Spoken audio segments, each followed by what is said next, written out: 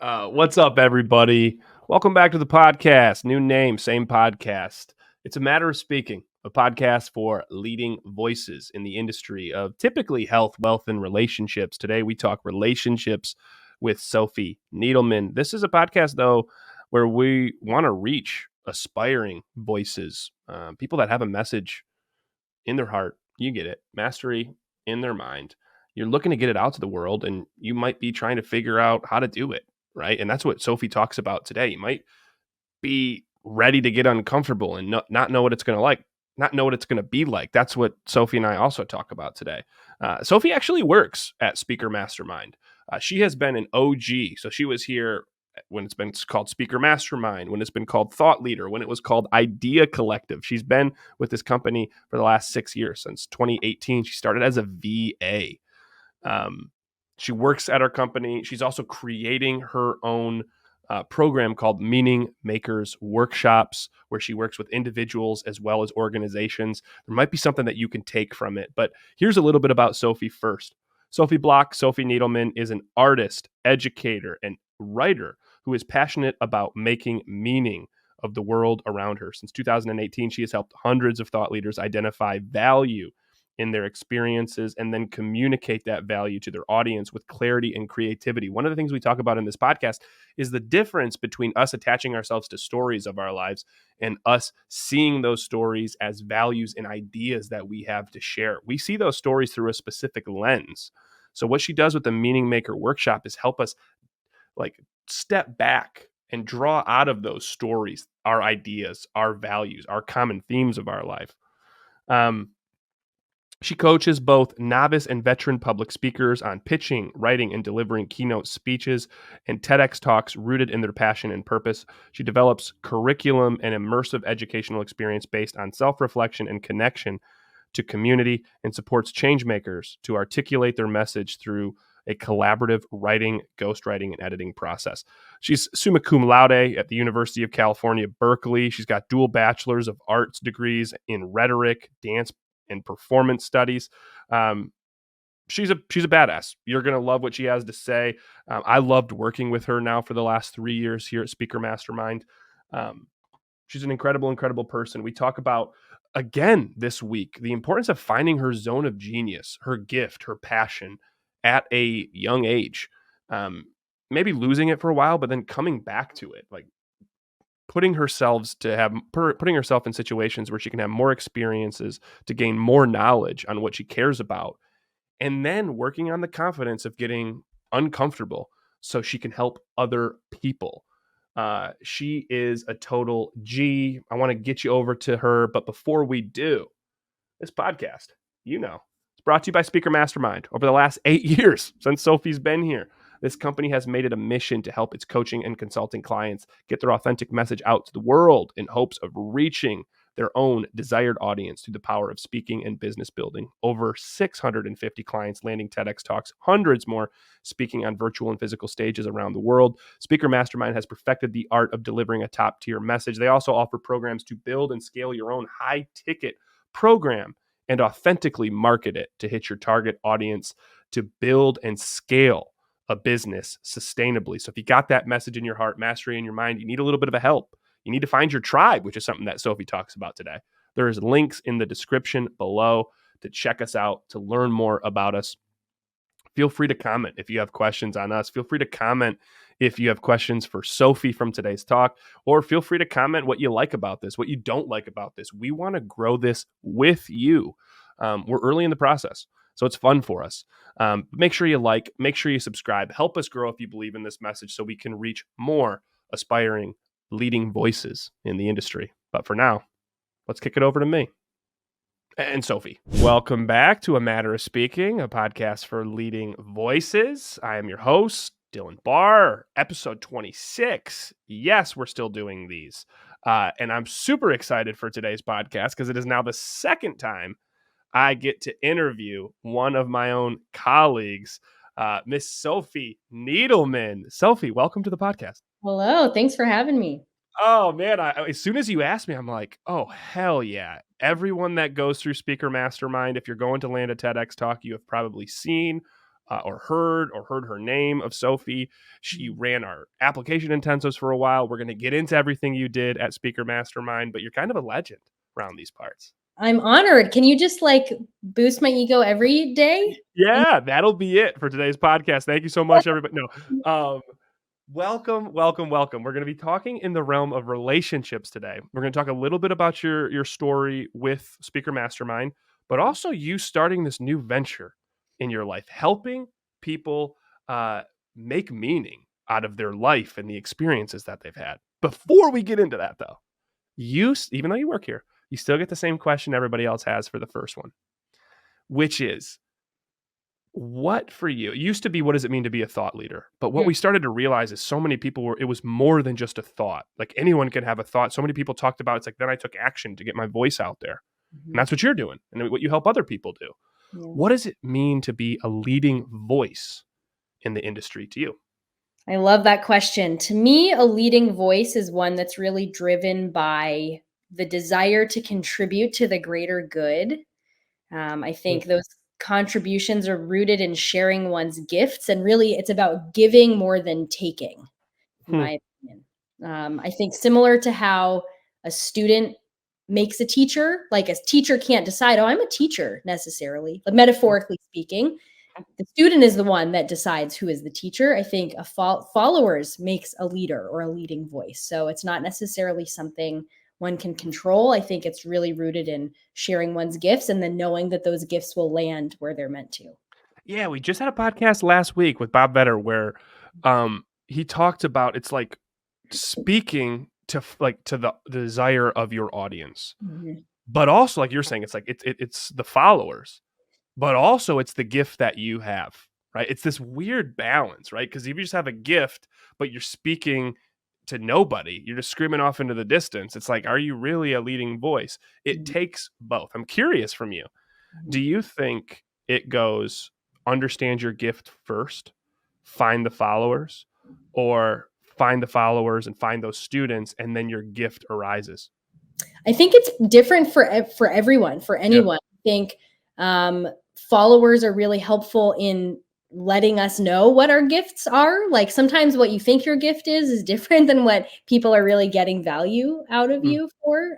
So I think it's a little of both, and I think each leading voice, each person with a leading voice, can kind of ebb and flow between both of those ways of being. Yeah, it's almost in the sense of like you're going to put yourself out there if you believe you have a gift, but then have the ability to be adaptable because you have no idea what's going to land for people. I remember when I first started my comics, I'm like, I just want to tell stories. Like, I really think my gift is telling stories and teaching through allegory. And then it took hold where like young kids were wanting to create in it, and then adults were wanting to create in it. I'm like, okay, maybe my gift is different. Maybe I wasn't looking at it through the right angle in the beginning. I'm excited to hear more about how you help people find their meaning. But first, thank you. Second off, you are like, I'm pretty sure you're employee number 1 or number 2 at Speaker Mastermind. Yes, that's Uh, great. let's go to your origin story at Speaker Mastermind. How did you get started, and what were you doing in the beginning of this company? Because it wasn't always Speaker Mastermind. It wasn't always Thought Leader. Like, take us back to the beginning with Taylor. Right. It's been a long journey. So I began working with Taylor in 2018. So it's been going on 6 years now. At the time, he had a company called the Idea Collective, which did very similar things to what we do now. Really helping that the focus of that company was helping people land TEDx talks. And my first role with the Idea Collective back in 2018 was working as a virtual assistant, submitting clients' application materials to TEDx organizers. So it was a lot of admin work, a lot of logistics, a lot of systems, things like that.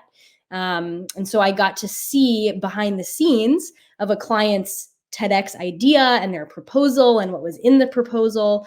And eventually, shortly after I started, I think I started in August of 2018. By like January, the next January, a few months later, there was a need on the team for someone who could actually develop the TEDx application materials, to be the one to help clients put together their pitch content. And I happen to have a degree in rhetoric, which is all about using language and communication for the sake of persuading. So I raised my hand. I said, I think I could do that.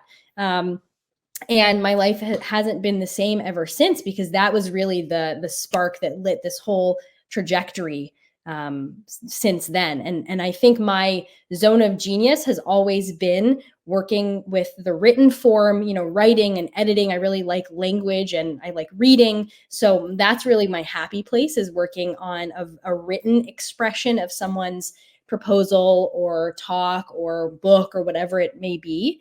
But eventually, the Idea Collective turned into Thought Leader around COVID time. And again, there was a need for someone to not just help develop the application material for clients and with clients, but to teach them how to do it themselves. And so I was nudged into more of a front-facing kind of teacher, not to use the word teacher necessarily, because I mentioned that earlier, but I was in a sort of facilitator coaching role, helping clients learn how to develop their own materials themselves. And that's more or less what I've been doing ever since then. I oversee the other coaches that do that now too. So it's been quite a journey. Wild to think you started. I didn't know you started as a VA. Mhm.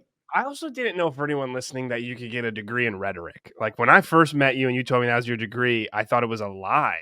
I'm like, whoa. You also have background in dance, which is incredible.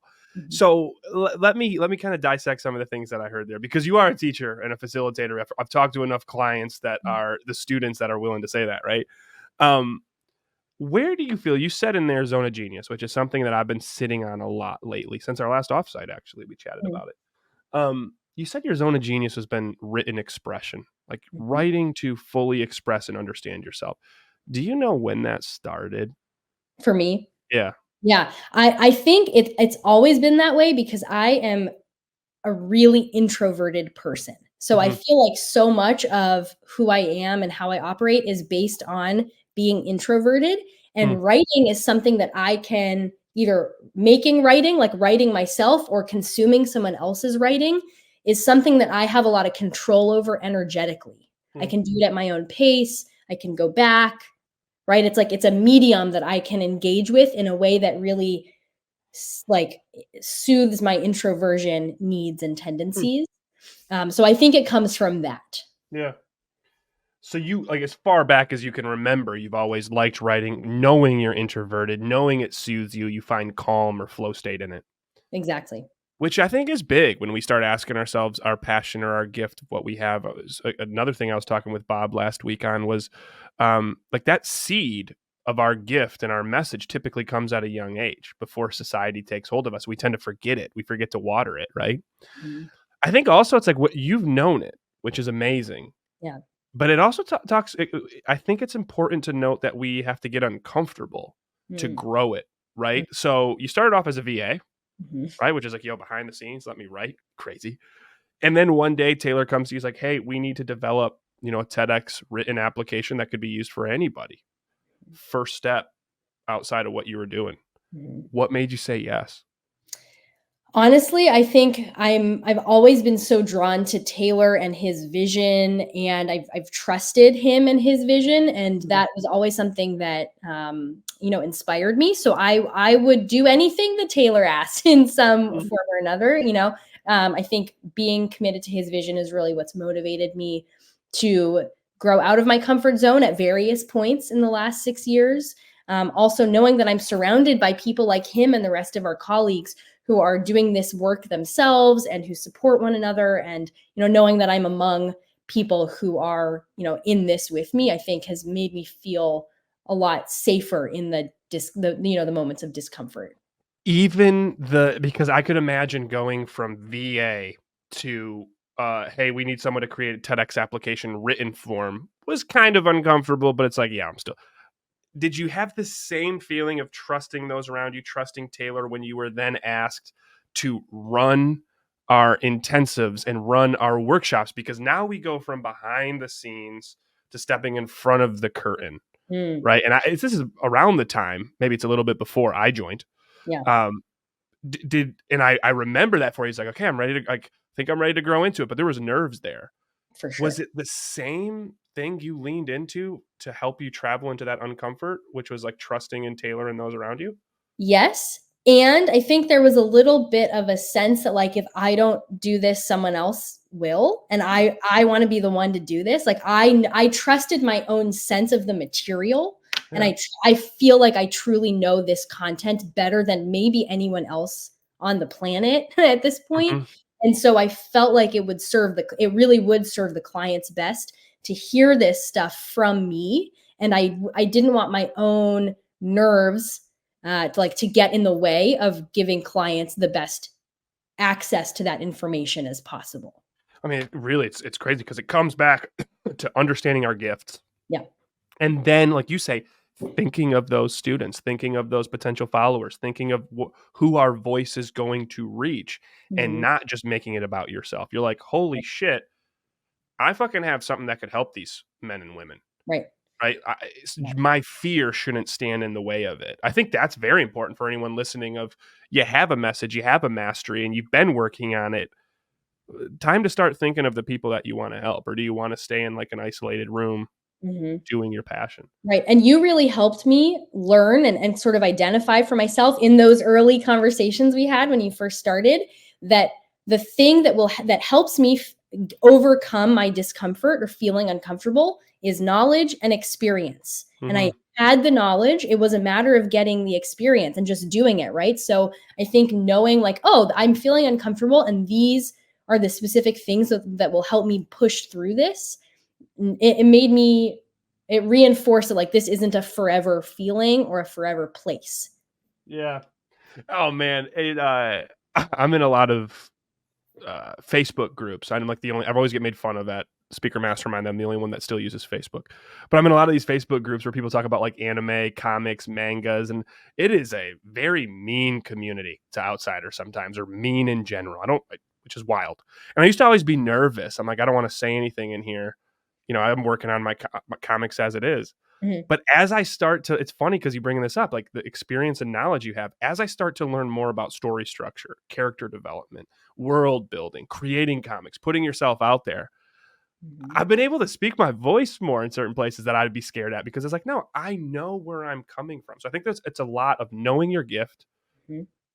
diving into the knowledge and experiences that come with like watering that gift, Mhm. and then leaning into that when we want to get uncomfortable. You're helping me answer a lot of questions that I tend to ask at the end of what would you tell someone that's willing to get uncomfortable. What Right. about for you? Like, what was the biggest, you've been now working here 2018, 6 years. Years, yeah.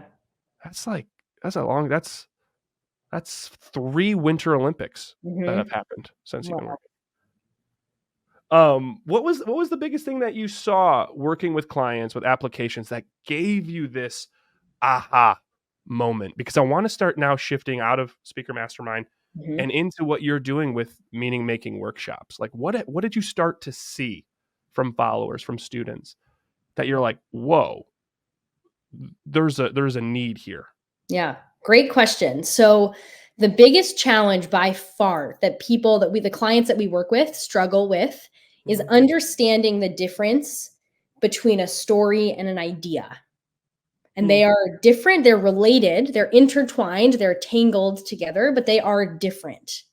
And a big part of our work helping them develop their TEDx application is understanding like when is it appropriate to talk about my story and when is it better to talk about my idea, because ultimately TEDx is a platform based on ideas worth spreading, not stories worth spreading.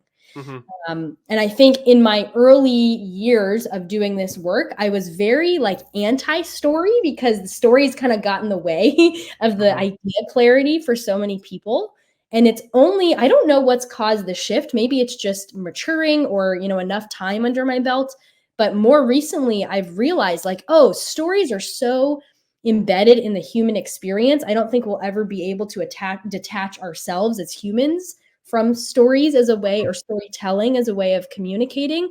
So like I can't just ignore these story things. I think we could not just let the story and ideas coexist, but see how the stories can be like the foundation for new and different ideas.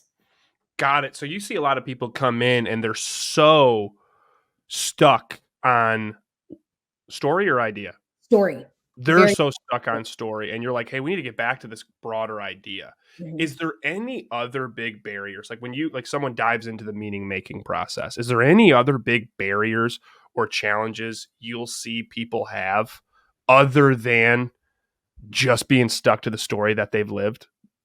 That's a really good question. I think it's a similar challenge in that people struggle with their attachment to one particular story. There Mm, tends to be one particular experience or one particular story that people get really attached to as like the story.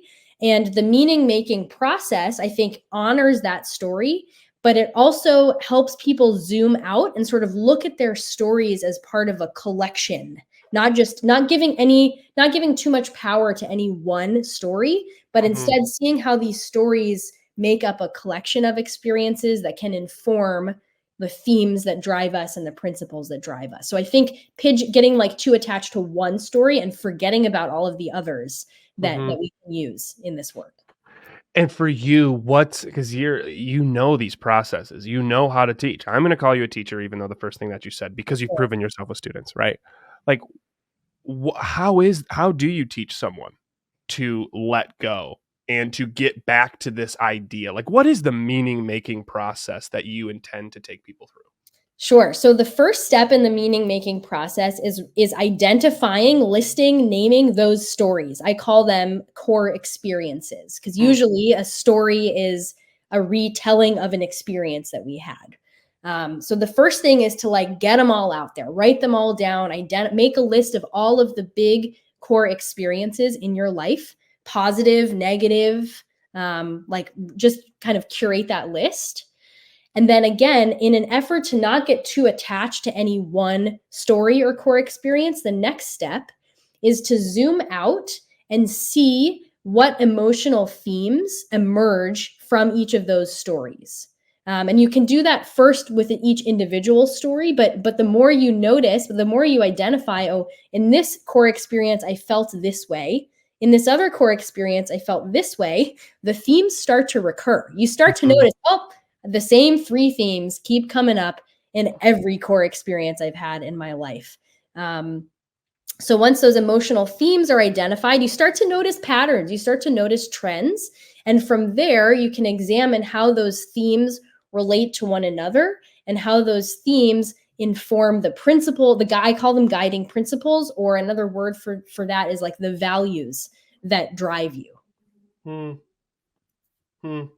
Yeah, because you and I talk about. So let me make sure I break this down. If you see me looking down, I'm taking notes. I'm like, I can't wait to do this myself. Identify core experiences, stories, right, that we've had. Put them all down. Then zoom out. Slow down is what I'll tell people when they come into Business Accelerator Inner Circle. Breathe and start to see these um, emotional themes that run through them. When we know that, we can notice patterns of how they intertwine and how we consistently see things a certain way based on these stories of our lives. Mhm. And then from there, we can consolidate to understand our guiding principles or values. Now, is that then the idea? Like, is that how you get from story and that last part value of the idea? Exactly. In the context of developing a TEDx talk or a keynote talk, even if it's for another platform, those guiding principles are exactly that. That's your idea right there. So each one of those guiding principles could be the genesis, the sort of foundation for a talk. Yeah. And you and I have even talked at our last offsite that it can be a TEDx talk. It could be speaking in general. It could be the main story or the main theme to speak on podcasts. Like for Mhm. those out there that want to speak on a matter of Mhm. speaking podcast one day. It could be a book. It could be a blog. It could, it could be something completely different. But I brought these out because it's almost like if I was wearing these lenses, Mhm. these are my guiding principles or my values. It's how I've literally looked at every experience or every story that I've Mhm. went through. So Exactly. the message for someone else to take is not what's out here in my life and my story. It's really how I viewed them, how I've internalized them. Exactly. That is going to make no sense for anybody listening to this on Spotify because if anyone's out there, I put glasses on. That's what I did. But if you're watching on YouTube, you get to learn what I just broke down, and they're going to take it from you and what you said anyway. Um, that's a really crazy concept to sit on more. Now, how is this different? Because you'll hear some people they're talking about like, hey, this is how you find your purpose, or Mhm. this is how you raise your vibration, Mhm. right? This is how you have that next moment of enlightenment. Mhm. How is meaning making process the same? Is it different? And if so, how? Great question. That's a difficult one to answer. My instinct is that this process is really a thought process. It's almost, I hate to use this word, but it feels a little intellectual. Hmm. I think raising your vibration can feel like very energetic and feeling focused. Finding your purpose is often very like action driven, and I think emotions and actions are baked into this. Those are part of the process, but the driving sort of modality is that this is a self reflection and thinking. It requires a lot of thinking. So I think that's what makes it different than some other approaches out there. You can correct me if I'm wrong, or anybody in the comments, feel free to correct me if I'm wrong. I love talking in the realm of, or in the vernacular of masculine and feminine. And Mm, when I say that, anyone out there, I don't mean male or female, right? But like masculine, very like masculine energy, very direct. I want to do this. I want to make this much money. I want to be doing this. I want to be doing this. Feminine being like, I want to feel this. I want to, like, this is what I want to give. This is what I really like. It seems like a lot of times when we get stuck in our story, it's the feel like, oh, this is what mhm, I'm going through. And what I'm learning from this meaning making process is we actually help bleed that into the masculine a bit more of, hey, here's your guiding principles. mhm, Here's your values. Here's our like rock solid, these are my values. But you help them break down as to why. I mhm, went through this, I went through this, I went through this, and here's the core lens or the core theme right. that I viewed it through, which leads to what I have to give to the world. Mhm. Now, when you work with people, meaning making, is this more done at a one to one standpoint? Is this more done in like a workshop of individual? Like, how do you really see, like, who is it that you're really wanting to work with this? Great question. So in the context of our speaker mastermind work, it's usually done on a one-on-one level, Mm, with people trying to develop again ideas for the TEDx stage or for other speaking platforms. But I also think there's a lot of potential with this in a group setting, bringing this to businesses, organizations, for individuals within that organizational system to understand their guiding principles and how those guiding principles relate to the organization's sort of collective guiding principles, and using those principles as strengths for, again, contributing to that larger vision. So all of the above. okay. So, but that second part, right, of individuals in organizations, whether that's a business, whether that's a community run organization, a church, a congregation, whatever, it's a little meta what I'm hearing because it's first, well, I don't know which one comes first, but it's on one side, let me understand my guiding principles, my values, the stories that I've lived. Mhm. And then at a broad scale, it's let's understand this organization's stories, guiding principles, and then how does my guiding principles flow into this organization's guiding principles and values? Yes, exactly. And you again were the one that helped me understand the connection, or how to tie Mhm. those two together. That I think the individual reflection piece is a great like team building opportunity within an organization. But I like you helped me realize, I think that can also help individuals understand how how they can contribute to the larger efforts of an organization. Yeah, it's like anyone even listening out here on your way to work. It's like trying to look at your job this way. It's like, what is the story? I don't care if you work at Ford or Mhm. if you're in a startup, a tech startup, what we do, right? Like I think it's or it's part of your church or it's part of your community organizations is understand the story or the guiding principles or core values that you have within your company Mhm. and then doing this to see how you can fit to that, right? Because then it makes work more, not to, no pun intended here, but more meaningful Yeah. because you're really seeing what you have to contribute. This is fascinating. Do Right. you feel, I'm sure you could do either way, but Mhm. your gut reaction when I ask this question, do you think it starts with like everybody in a company getting together and understanding the company's guiding principles first or the organization's guiding principles first and then individual? Or do you think it starts individual and then goes to I think it starts individual, knowing what I know about individual human beings and their relationship to their stories, which is really what, stemmed that where all this stems from. I think it's easiest to wrap one's mind around as an individual first and then scale that to a larger group or collective. And then the power of that process is that on an organizational level, when an organization understands its guiding principles, it can then work backwards. If these are our guiding principles, what are the emotional themes that we want to use to give our stakeholders, our clients, our customers? And then again, working backwards, what core experiences can we create for our stakeholders to give them that feeling or to leave them with that emotional theme? So it can be undone or kind of unwound, in the opposite direction Yeah. too.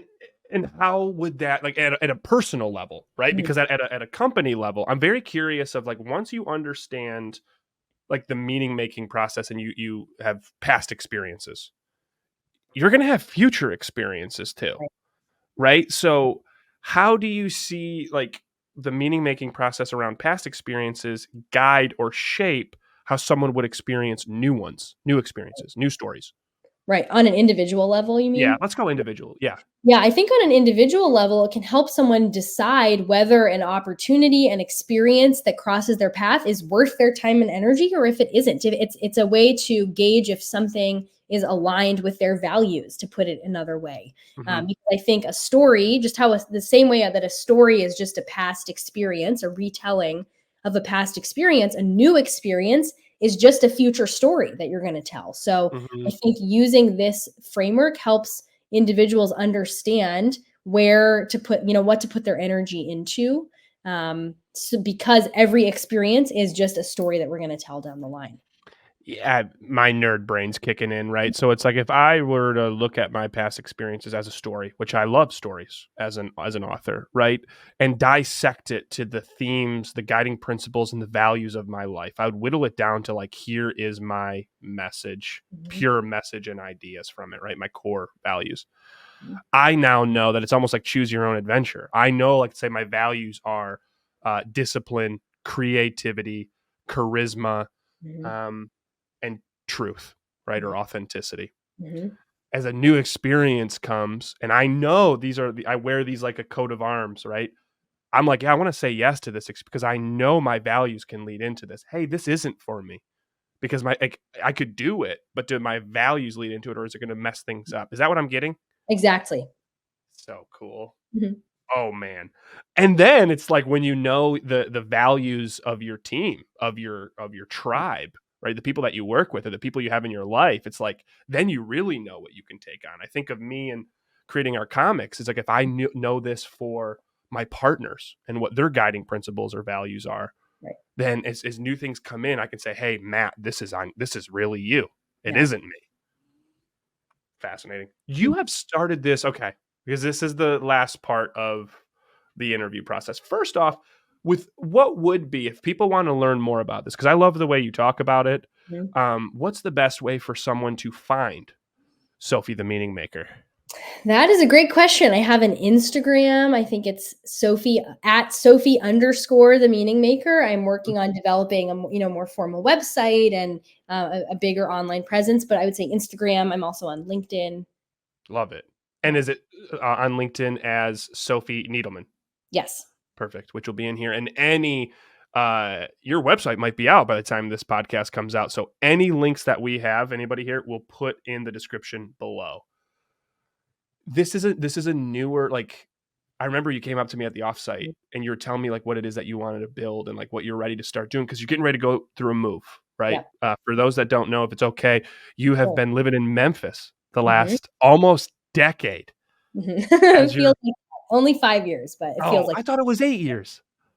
No, okay. close. It's emotionally, it's been at least 8 years. You have been in Memphis for an emotional decade, Yes. as your husband goes through residency, and then you are in the process of selling your house, moving back to Southern California, where you are from. Yep. Huge congrats! Like, just cheers in the comments below for Mhm. Sophie. And it's you came up to me like you're like I'm ready to do it. Like I'm really ready to like really build this meaning making workshop and help people with it. Mm-hmm.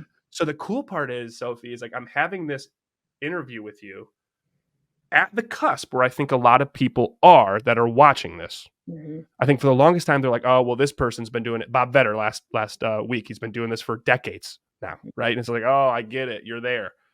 You're in it. Yeah. So for you, if you don't mind me asking, I think these are going to be more powerful. Mm-hmm. Why did you decide? Because it's uncomfortable. You're putting yourself out there and your ideas. Why did you decide to get uncomfortable? Why are you deciding to get uncomfortable to put yourself out there with the meaning making workshop?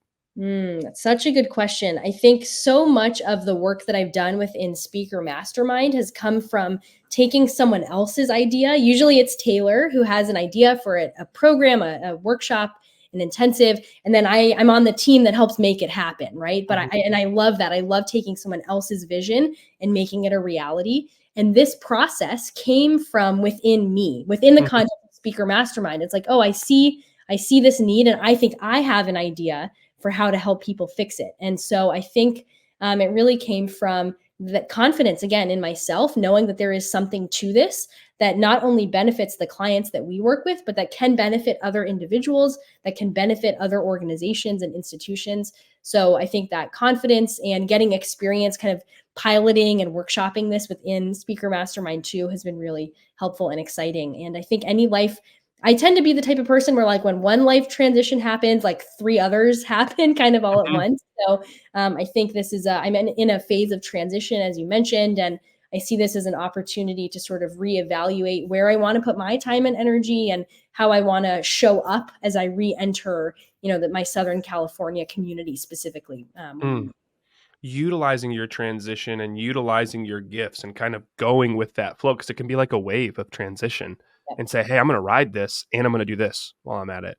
exactly. I can't wait to see where you're at 3 Mhm. emotional decades from now.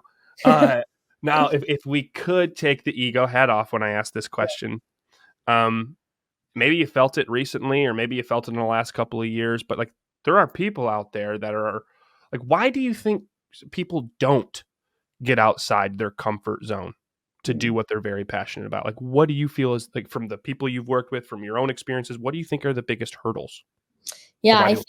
I think habit, honestly, I think habit, routine, it's very easy and comfortable to stay in our routines and stay in our ruts. It's hard to do this. It's hard to push yourself out of your comfort zone. Sometimes it takes being pulled out instead of being pushed out. And I also think a lot of people they assume that, oh, someone else is already doing this. I Mhm. already see people doing this sort of thing and feel like just because other people are doing it, then that's an excuse or a reason not to do it as well. And I think as we started this conversation off, everyone has a gift to offer, and someone else offering their gift doesn't need to be the reason that you don't offer yours to the world. Yeah, it'd be wild if I was like, well, other people are comic authors, so I'm Right. not going to do this. Right? It's like you don't know what you like, what twist, what tinge, what lens. I can't. Mhm. What I'll do it. It's worth it now. I've already waited for it. What lens you have to teach that same thing, right? So, to speak to that person out there that Mhm. could be on the cusp, Mhm. could be looking at these hurdles of like, oh, the habits, the comfort, or other people are doing it. What would you want to tell someone that's on the cusp of comfort and uncomfort Mhm. to get their passion, their mastery, their gift out to the world? Sure. I would say, first of all, consider the cost of staying in your comfort zone and if that outweighs the cost of getting out of it. I also think that you don't know what you don't know. And I believe that it's better to regret doing something than to regret not doing something. Because those experiences, as my whole, as the meaning making process is all about, are just new core experiences that give you more information about yourself. I think there's a difference between being uncomfortable and unsafe, and knowing what that difference is for you can Damn. help navigate when is a good opportunity to push back on the discomfort and when it's more of an unsafe feeling. And lastly, look to like-minded people who are doing this themselves. Surround yourself with people that are doing this themselves, because that can often be the thing that pulls you out of your comfort zone. Typically, I like to do the summary of the episode. That's perfect. It's like you've done this before. Uh, Thank you for all of this. Like if you anyone every time I tell people, like, you see me looking down, I'm just furiously taking notes of Mhm. this episode. if anyone out there, if you're listening, not anyone, all of you, drop a like for Sophie sharing her mastery and getting into that uncomfort, getting your gift out to the world. Drop a like, drop a comment. What did you learn today? What questions do you have for us? I'm sure Sophie will go through and answer some of the questions if you have something you'd want more information on. It was such a pleasure. Here are the big things that I took away, right? Like, I think starting with, we're driven by the desire to help others. And that comes in a twofold way. One, it's really understanding our gift and working towards it, and then making sure our gift reaches people. Like, we're not just screaming into the void. We want to help other people. A teacher needs students. A leader needs followers. We coexist in that process. So if you're watching this, take time to find what your gift is. If you don't know it already, you might be able to find it through Sophie's meaning making process, which is identify those core experiences or stories in your life. Zoom out, find the emotional themes that you worked for it. And then once you do that, you can go out further and find general guiding principles, how these intersect, how you find your values, and potentially how you find your gift. And then dedicate time to work towards the knowledge and experiences to flex your gift and to utilize it consistently. And if you do that enough, you start to think of the people that you can help, and it makes getting outside your comfort zone a little bit easier, because you're thinking that if I don't take this step, there's people that I'm not helping with this, the cost of inaction. And keep a tribe around you. If you don't have a tribe, we're right here. Feel free to like, feel free to subscribe, feel free to check out Speaker Mastermind. You get to meet people like myself and Sophie. Sophie, thank you so much for being on today's podcast. Awesome. Anyone else? We will see you next week. Thank you so much, and make sure to spread that gift.